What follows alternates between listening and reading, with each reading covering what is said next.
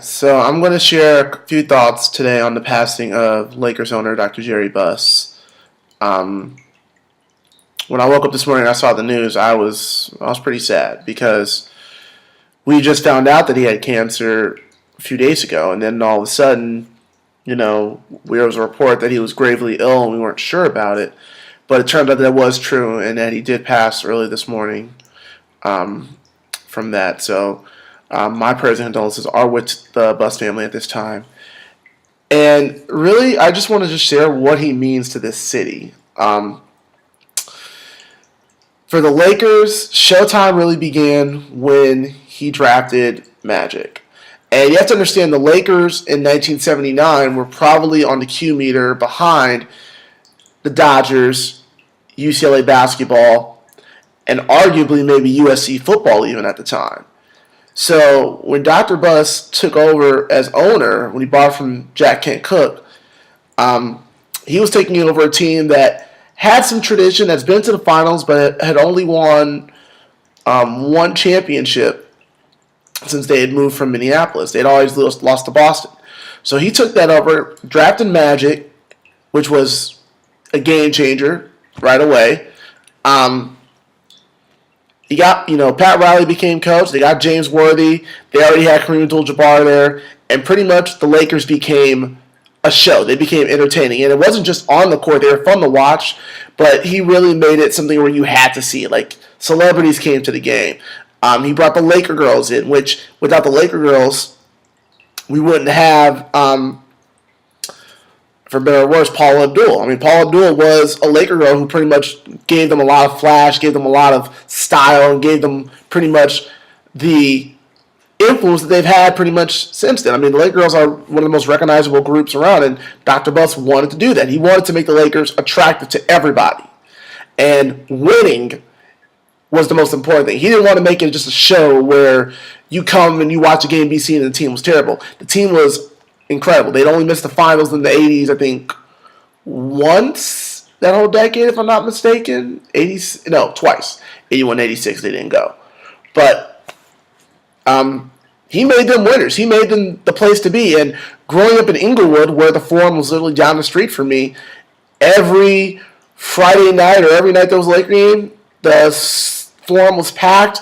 I'd go by coming from school, and I'd see all the limos and all the cars and just be like, wow, like, I would love to be in there. Like, I'd love to go watch a game. And then when I went to go watch a game for the first time, it was just an incredible experience to be in the Forum. Like, you're going in there, you're watching, you see the jerseys up on the rafters, you see the Laker girls dancing, you see the fans, and you just see the atmosphere. And that, to me, was what Dr. Buss really brought to the team. He brought that.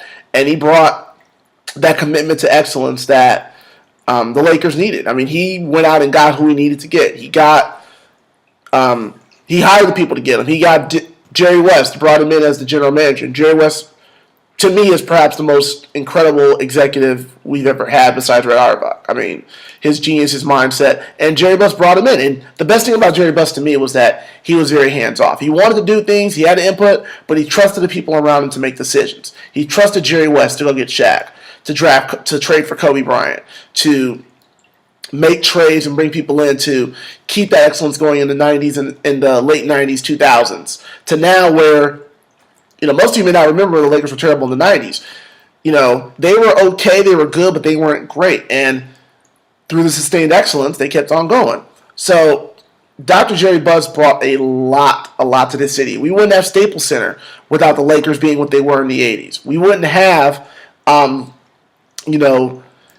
the Kings even would be where they were. I mean, I know we give a lot of credit to Bruce McNall, who owned the Kings and traded for Wayne Gretzky, but Dr. Buss owned the Kings, and he passed the ownership to Bruce McNall, and through that transition, the Kings were able to get Wayne Gretzky. They too became part of that Showtime atmosphere.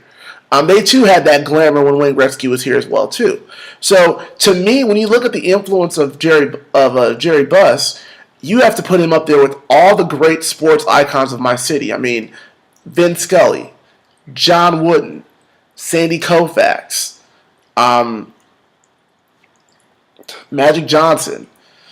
You can think of everybody. I know I may be forgetting somebody. I just told a few people right now, but you think of all the LA icons in this city, and he's right up there. He's right there. He made the Lakers what they are, and he also cared about the fans too. I mean, everything he wanted to do was that people would come and enjoy themselves and have a good time. And that's what I remember most about him is he had a great time. We knew he loved gambling. We knew he loved having a lot of beautiful young women around him. But he had fun. He enjoyed himself. And for a man who was, going for handouts when he was a young man coming into depression when he was a kid to owning the most powerful brand in the NBA, that's an incredible story. So my hat's off to him. And also without him, we also have to consider this. He mentored Magic Johnson to being the businessman that he was. I read in Magic's book with Larry Bird that Jerry Buss talked to him about what's your career going to be like after the NBA. And he mentored him, and he helped him have a great business sense. So indirectly through Jerry Buss, Magic Johnson became a great businessman in the city of Los Angeles. And that wouldn't have been possible without Jerry Buss mentoring him, guiding him, and showing him the ropes. And now Magic Johnson's, a part owner of the Dodgers, which is, again, an indirect influence from Jerry Buss. So his fingerprints are definitely in this city. And if you're a Laker fan, if you're an NBA fan, if you're a sports fan, today is truly a sad day. And I hope and pray that we truly take time to remember what Dr. Jerry Buss brought to sports in general. I encourage you guys to read Bill Simmons' great article about him on Grantland. Read Jay Adone's piece on him. I'm going to read Bill Plaschke's piece on him in the LA Times today as well, too. And let's just celebrate this man for what he was. And all I can say is for Dr. Buss, say hi to Chick Hearn for us up there because we've missed him for over 10 years, and we're going to miss you as well. Thank you so much. And we pray that Jeannie, Jim, and the rest of the Buss children, just get through this tough time and continue your legacy as, being a great owner who cared about his team and this city and the fans. Thank you.